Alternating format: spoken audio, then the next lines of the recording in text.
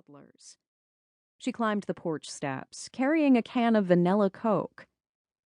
"Love that haircut," she said as she settled into the rocker Abby Worley had vacated only a short time before. I'd had my hair cut to my chin a few days earlier in preparation for a photo shoot for my next book jacket. My hairdresser had added blonde highlights to the auburn shade I'd worn for the past decade, and Shannon commented on it every time she saw me. Even my mother had noticed, telling me the cut and color looked sassy. I knew she'd meant it as a compliment. Shannon leaned forward to get a good look at me, her own hair falling away from her face in a thick, dark curtain. "I think you need some new glasses now," she said. I touched my rimless frames. "Do I?" I asked. I thought my glasses were stylish, but I was usually 3 or 4 years behind the trend. "You should get some cool plastic frames," she said, "like in a bronze color." I don't think I'm ready to be that cool. I was amazed at my ability to carry on such a mundane conversation when my mind was still reeling from Abby's visit. Shannon took a long drink from her Coke. "Actually, Mom," she said, "I came home because I need to talk to you about something." She glanced at me. "I'm afraid you're going to be upset."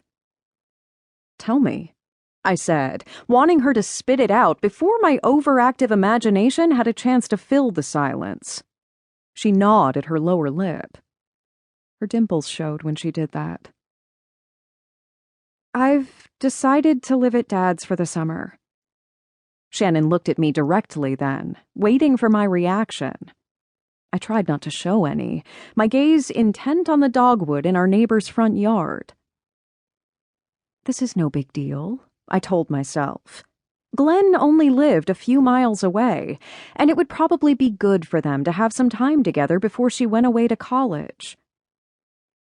So why were tears welling up in my eyes for the second time in an hour? "This is the last summer I have with you," I wanted to say, but I kept my cool. "Why, honey?" I asked.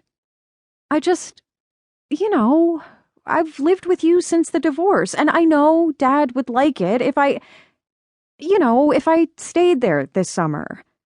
I'm trying to be fair to everybody," she added, although I saw right through that. Shannon was a good kid, but she was not so noble that she'd put her needs second to someone else's. "What's the real reason?" I asked her. "Has he been trying to persuade you to move?" "No." She shook her head in a tired motion. "Nothing like that." "He works long hours." She laughed, the sound popping out of her mouth before she could stop it. "Now you get it," she said.